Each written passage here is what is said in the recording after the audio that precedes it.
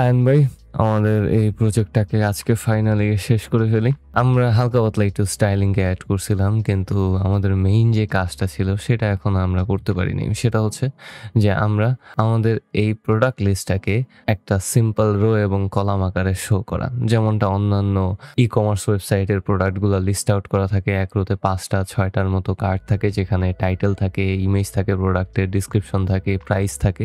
সেই রকমভাবে করার সময় চলে আসছে। এবং একটা জিনিস ভিডিও স্টার্ট করার আগে বলে নিতে চাই যে this series is on react, not in bootstrap. So মাঝে মধ্যে আমি যদি কোনো স্টাইলিংয়ের বর্ণনা না দেই তাহলে মন খারাপ করেন না।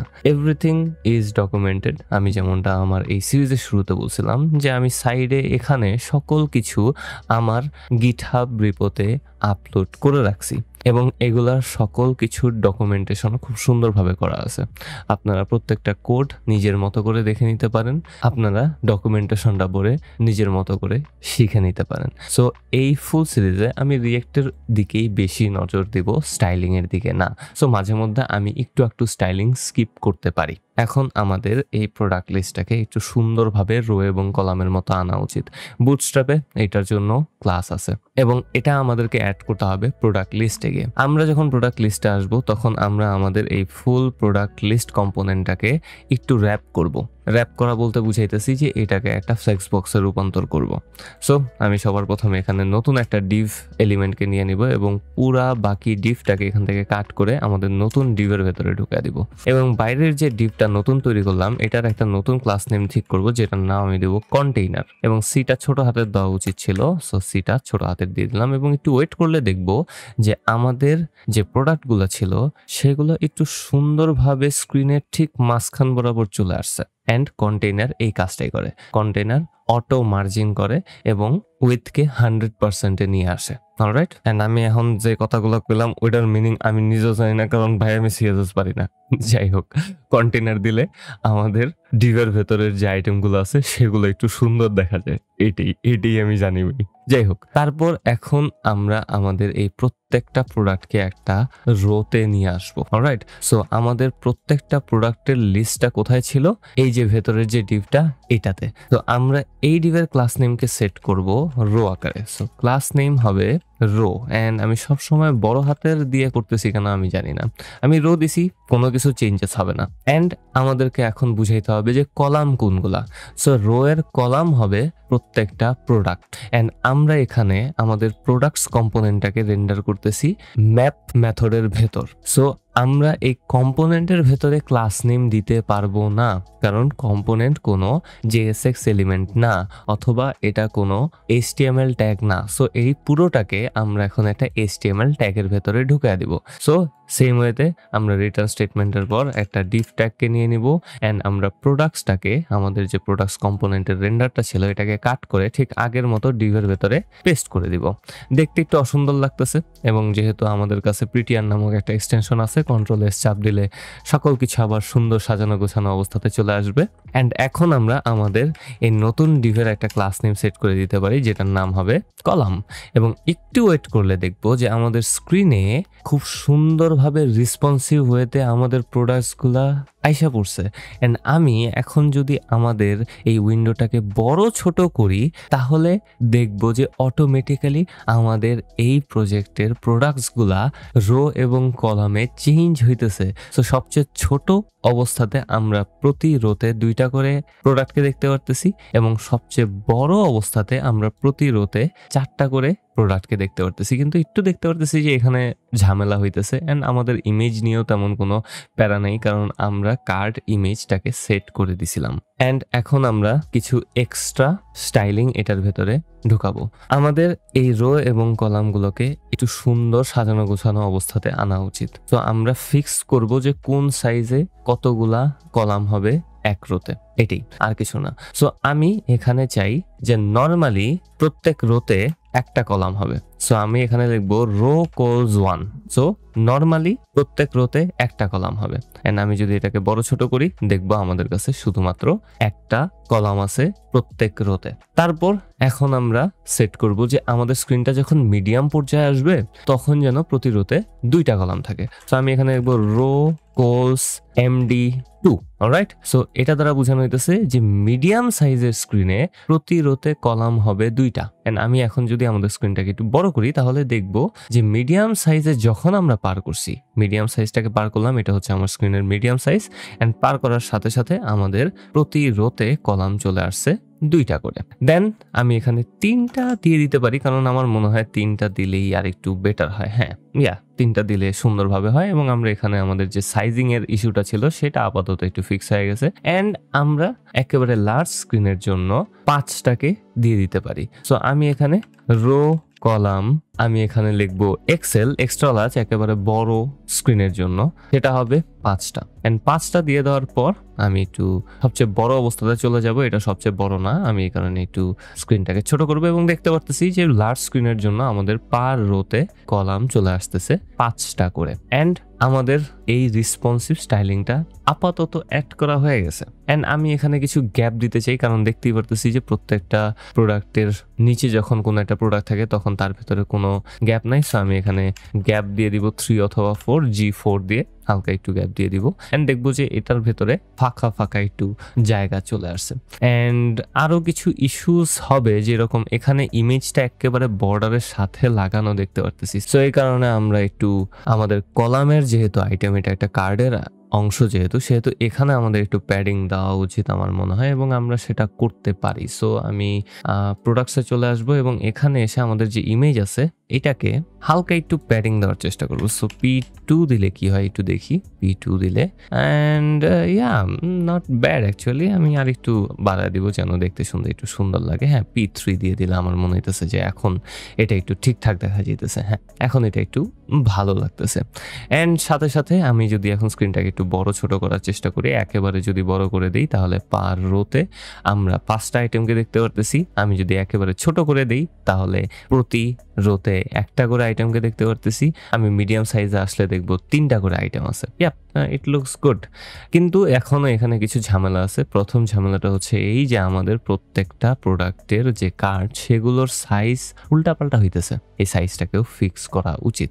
সো এটা করার জন্য খুব সিম্পলি আমরা আমাদের প্রোডাক্টের কার্ডের হাইটটাকে 100% করে দিতে পারি, যেন এই কার্ডের হাইটটা আমাদের কলামের হাইটের সাথে ম্যাচ যায়। যেহেতু প্রত্যেকটা কার্ড একটা নির্দিষ্ট কলামে আছে, তাদের নিজস্ব একটা ডেজিগনেটেড পার্ট আছে, সেহেতু আমরা আমাদের এটার হাইটটাকে 100 করে দিব। অ্যান্ড 100 করে দেওয়ার পর একটু ওয়েট করে দেখবো, হ্যাঁ, পুরো কার্ডটা তার জায়গা নিয়ে নিছে। অ্যান্ড আমি চাইলে এটাকে একটু বড় ছোট করে দেখতে পারি। সবকিছু ঠিকঠাক আছে মনে হইতেছে। ইয়েস, সবকিছু ঠিকঠাকই আছে সাইজ অনুযায়ী। হ্যাঁ, alright, it looks good. And আমরা এটা নিয়ে অনেক লম্বা কাজ করতে পারি। এখানে যদি একটু লক্ষ্য করি, তাও আমাদের এখানে প্রাইসিং এর যে জিনিসটা সেটা একটু উপর নিচে হইতেছে। এটাকে ফিক্স করাটা আমার জন্য একটু টাফ ছিল, কারণ এটা কার্ডের সাথে আসে না। আমরা বুটস্ট্র্যাপে যখন দেখতেছিলাম তখন আমরা এখানে কার্ডের সাথে কোনো ধরনের ক্লাস দেখতে পারতেছি না, যেটা আমাদের কোনো একটা কার্ড সেকশনকে একেবারে নিচে দিয়ে দিতে ইচ্ছা করে। সো আমি চাই প্রাইসটা যেন সবসময় একেবারে নিচে থাকে। সো এটা করার জন্য বুটস্ট্র্যাপে একটা খুবই ভালো ওয়ে হচ্ছে যে আমরা আমাদের কার্ডের যে এলিমেন্টগুলো সেগুলোকে ভার্টিক্যাল ফ্লেক্স গ্রিডে রূপান্তর করতে পারি, অ্যান্ড দেন আমরা আমাদের এই প্রাইসটাকে একেবারে সবার নিচে দিয়ে দিতে পারি। সো আমরা এখানে আমাদের কার্ড বডিতে চলে আসব, এবং এইটাকে 2টা ক্লাস দিব। একটা হবে ডিফ্লেক্স, তাহলে আমাদের এই ফুল কার্ড বডিটা একটা ফ্লেক্স গ্রিডে রূপান্তর হবে, এবং আমরা ফ্লেক্স করব কলাম বরাবর। সো আমি এখানে টাইপ করব ফ্লেক্স কলাম। অ্যান্ড এটা দিয়ে দেওয়ার পর দেখবো যে জিনিসপাতি একটু কেমন যেন ঘোলাটে লাগতেছিল। এখন এটা আবার ঠিক করতে হবে। তো আমি একেবারে নিচে আমাদের যে প্রাইস আছে এটাকে আমি H4 ট্যাগে দিছি কেন, এটাকে আমি P ট্যাগের ভেতরে দিব, এবং দিয়ে দেওয়ার পর দেখবো যে প্রাইসটা একটু ছোট হয়ে গেছে। এটাকে B ট্যাগে দিলে ভালো হয় আমার মনে হয়, একটু বোল্ড হয়ে যাবে। তো একটু ওয়েট করলে, হ্যাঁ, এটা একটু বোল্ড হয়ে গেছে। বোল্ড দিলে একটু সুন্দর দেখা যায়। অ্যান্ড আমি এটার জন্য মার্জিন টপ অটো করে দিব, যেন এটা অলওয়েজ সবচেয়ে নিচে চলে আসে আমাদের কার্ডের, এবং দেখতে পারবো যে আমাদের প্রাইসটা অলওয়েজ সবার নিচে থাকবে। এন্ড আগের বার যেরকম যেরকম এই প্রাইসটা একটু উপরের দিকে ছিল সেটা এখন আর নাই। এখন প্রত্যেকটা জিনিস দেখতে শুনতে কিছুটা সুন্দর লাগতেছে, not bad, alright, not bad. And এখানে এই মার্জিনটা একটু বেশি মনে হইতেছে আমার। সো আমি এখানে ফিরে এসে গ্যাপটাকে একটু কমায় দিব অ্যান্ড 3 করে দিলে হ্যাঁ এখন মনে হইতেছে যে ওকে, ইটস লুকিং গুড। অ্যান্ড আমরা এখানে একটু গ্যাপটা ঠিকঠাক মতো সেট করতে পারছি আমার মনে হইতেছে। অ্যান্ড আমাদের এই হোল প্রজেক্ট শেষ করার জন্য এখন আমরা ফাইনাল টাচ আপ দিতে পারি। ফাইনাল টাচ আপটা কিরকম হবে আমি আপনাদেরকে বলবো। 5 মিনিট ভিডিওটা পজ করতে আপনাদের জন্য একটা টাস্ক দিব আমি। আপনারা এই চিলড্রেন প্রপটাকে একটা বাটনে রূপান্তর করবেন এবং এই বাটনে প্রেস করলে যেন এই ডিসক্রিপশনটা আপনাদের স্ক্রিনে অ্যালার্ট আকারে দেখায়, সেটার ব্যবস্থাটা আপনারা করবেন এবং নিজেদের মন মতো বুটস্ট্র্যাপ দিয়ে স্টাইলিং করে, অথবা আপনারা যেভাবে স্টাইলিং করেন না কেন। সো নিজেরা এটাকে ট্রাই করেন। আপনারা জাস্ট এই চিলড্রেন প্রপটাকে একটা বাটনে রূপান্তর করবেন। বাটনে ক্লিক করলে যেন সেটা অ্যালার্ট আকারে শো করে। বুঝতে পারছেন? ভিডিওটা পজ করেন, নিজে ট্রাই করেন, অ্যান্ড আমরা এখন সেটাই করব। আশা করি আপনারা নিজেরা ট্রাই করছেন। এখন আমরা এটাকে একটু নিজেদের মতো করে করতে পারি। সো আমরা যেহেতু আমাদের এই চিলড্রেন প্রপটাকে একটা বাটনে রূপান্তর করতেছি, সেহেতু আমাদের একটা ফাংশন তৈরি করতে হবে। আমরা নর্মালি যখন একটা HTML বাটনকে তৈরি করি তখন এটা আমাদেরকে কিছু অ্যাট্রিবিউট দেয়। তার মধ্যে একটা হচ্ছে অন ক্লিক, এবং অন ক্লিকের কাজই হচ্ছে যে এটা নির্দিষ্ট একটা ফাংশনকে অ্যাক্টিভেট করবে যখন বাটনটাতে ক্লিক হবে। সো আমরা যেহেতু একটা বাটনকে তৈরি করতেছি যেটা আমাদেরকে অ্যালার্ট আকারে স্ক্রিনে শো করবে আমাদের ডিসক্রিপশনটা, সেহেতু আমরা একটা ফাংশনকে তৈরি করব। সো আমি এখানে জাস্ট কনস্ট শো ডিসক্রিপশন নামক একটা ফাংশনকে তৈরি করব। অ্যান্ড আমি যদি বানান ঠিকভাবে কখনো লিখতে পারতাম, অ্যান্ড আমি বানান তাও ঠিকভাবে লিখতে পারিনি। So show description, yup. And এটা হবে একটা সিম্পল অ্যারো ফাংশন, এবং এই অ্যারো ফাংশনের জন্য আমরা সেম ওয়েতে জাস্ট এখানে অ্যালার্ট ফাংশনটাকে ব্যবহার করব। সো অ্যালার্ট ফাংশনের ভেতরে আমরা রেন্ডার করব কিকে, আমাদের এই চিলড্রেনটাকে, কারণ চিলড্রেনের ভেতরেই ডিসক্রিপশনটা আছে। সো আমি এখানে আমাদের চিলড্রেনটাকে দিয়ে দিতে পারি, এবং চিলড্রেনটাকে দিয়ে দেওয়ার পর আমরা কোনো চেঞ্জেস দেখতে পারবো না, কারণ আমরা বাটনই তৈরি করিনি। সো এই প্র্যাকটিসটা একটা ভালো প্র্যাকটিস, যে আপনারা ফুললি যেন কখনো কোডিং করার সময় একটা এলিমেন্টকে রিমুভ না করেন। মোস্ট অফ দ্য টাইম আমরা কোনো নতুন এলিমেন্টকে তৈরি করার সময় সেটাকে আগের এলিমেন্টের ঠিক নিচে করি, অ্যান্ড যখন সেটা ফুললি রেডি হয়ে যাবে তারপর আমরা আগের আনইউজেবল এলিমেন্টটাকে রিমুভ করে দিব। সো চিলড্রেন যে এখানে রেন্ডার হইতেছে ডিপ ট্যাগের ভেতরে, এটা ফুললি রিমুভ আপাতত করার দরকার নেই। It's just a best practice, যেটা আমি করতে পছন্দ করি। আপনারা নিজেদের মতো করতে পারেন, কোনো সমস্যা নেই। আমার জাস্ট বলতে ইচ্ছা করলো তাই বললাম। তো আমি এটার নিচে একটা বাটনকে তৈরি করব, এবং আমরা এই বাটনের ভেতরে দিয়ে দিব শো ডিসক্রিপশন যেন এখানে লেখা থাকে। সো শো ডিসক্রিপশন, বানান তো আমি জীবনেও পারুম না, অ্যান্ড বানান ঠিক মতো লিখছি আমি সামহাও। এবং যদি একটু লক্ষ্য করি আমাদের স্ক্রিনে অলরেডি বাটনটা এখানে শো করতেছে। অ্যান্ড আমাদের এই শো ডিসক্রিপশনের পর এখন আমরা বাটনের জন্য অন ক্লিক অ্যাট্রিবিউটটাকে সেট করব। সো আমি এখানে লিখব অন ক্লিক, অ্যান্ড যদি দেখেন তাহলে আমরা এখানে নর্মাল HTML এ যেভাবে অ্যাট্রিবিউট লিখতাম, যেখানে কোনো ধরনের বড় ছোট হাতের জিনিসপাতি থাকতো না, আমরা এখন সেটা করতে পারবো না। যেমনটা আমরা ক্লাস নেমের ক্ষেত্রে করছি ঠিক তেমনটাই আমরা এখানেও করব। আমরা ক্যামেল কেস এখানে ব্যবহার করব। সো সব ছোট হাতের লেখার বদলে আমি এখানে অন ক্লিকের সিটা বড় হাতের দিয়ে দিছি। অ্যান্ড আপনারা এভাবে লিখতেও পারেন, নাও লিখতে পারেন, তেমন কোনো সমস্যা করে না। শুধুমাত্র মাঝে মধ্যে কম্পাইলার চেঞ্জ হলে এখানে সেটা ঠিকভাবে কম্পাইলড নাও হইতে পারে। সো আমি যদি এখানে ক্লাস নেমের বদলে শুধুমাত্র ক্লাস লিখি, জাস্ট দেখানোর জন্য আমি এখানে শুধুমাত্র ক্লাস লিখলাম, তাহলেও আমাদের কোনো ধরনের চেঞ্জেস হবে না। এটা ঠিকভাবেই ওয়ার্ক করবে, কারণ কম্পাইল হওয়ার পর এই ক্লাস নেমটা ক্লাসে রূপান্তর হয়। সো তেমন কোনো ইস্যু নাই, কিন্তু মাঝে মধ্যে এটা বিভিন্ন ধরনের কম্পাইলড ইস্যুর তৈরি করতে পারে। সো আমরা একটু ওই ক্যামেল কেসিংই করার চেষ্টা করব। সো আমি এখানে বাটনের ভেতরে চলে আসবো এন্ড এখানে বাটনের ভেতরে লিখবো আমি অন ক্লিক এবং আমাদের যে শো ডিসক্রিপশন ফাংশনটা আমরা তৈরি করছিলাম সেটা এখানে দিয়ে দিব। অ্যান্ড বাটনের জন্য একটা ক্লাস নেমও দিয়ে দিতে পারি খুব সুন্দরভাবে। বাটনের জন্য BTN নামক একটা ক্লাস নেম অটোমেটিক দেওয়া থাকে। অ্যান্ড দেখবো যে বাটনটা হঠাৎ করে গায়েব হয়ে গেছে, জাস্ট শো ডিসক্রিপশন এখানে লেখা আছে। অ্যান্ড আমি বাটনের জন্য একটা প্রাইমারি বাটন সেট করব। So button primary. অ্যান্ড আপাতত আমাদের কাজ শেষ হয়ে যাওয়ার কথা। এখানে একটা নীল রঙের বাটনকে আমরা দেখতে পারতেছি এবং অবশ্যই শুরুতে দেখতে বিশ্রী হবে, এটা আমরা জানি। সো আমি এখানে আমাদের উপরে চিলড্রেনের জন্য যে এলিমেন্টটা ছিল ডিপ ট্যাগের ভেতরে সাবটাইটেল, সেটাকে এখন রিমুভ করে দিব।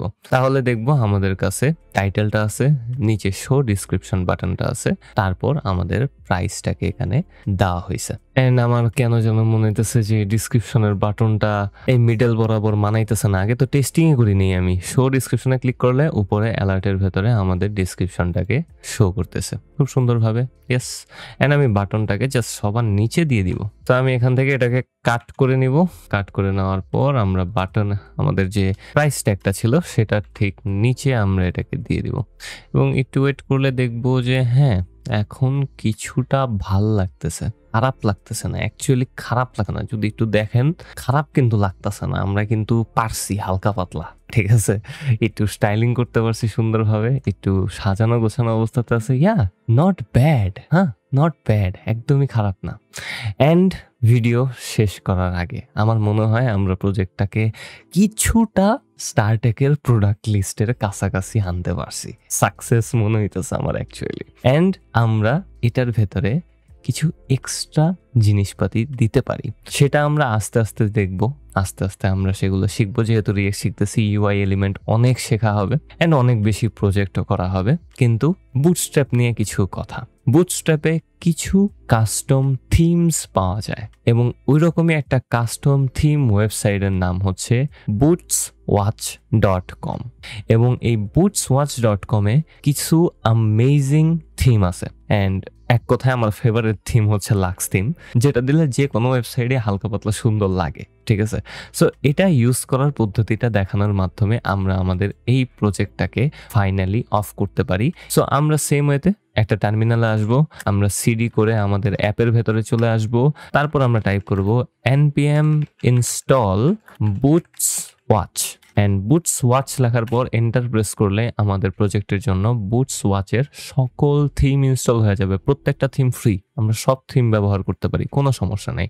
এবং যখন আমাদের কাছে ইনস্টলেশনটা হয়ে গেল, যেমনটা আমার এখানে হয়ে গেছে, আমরা চলে আসব আমাদের app.js এ, যেখানে আমরা বুটস্ট্র্যাপকে ইম্পোর্ট করে নিয়ে আসছিলাম। অ্যান্ড এখন আমরা জাস্ট ইম্পোর্ট করে নিব বুটসওয়াচের থিমটাকে। সো বুটসওয়াচ স্ল্যাশ আমার সাথে সাথে টাইপ করেন ডিস্ট, যেমনটা আমরা বুটস্ট্র্যাপের ক্ষেত্রে করছিলাম।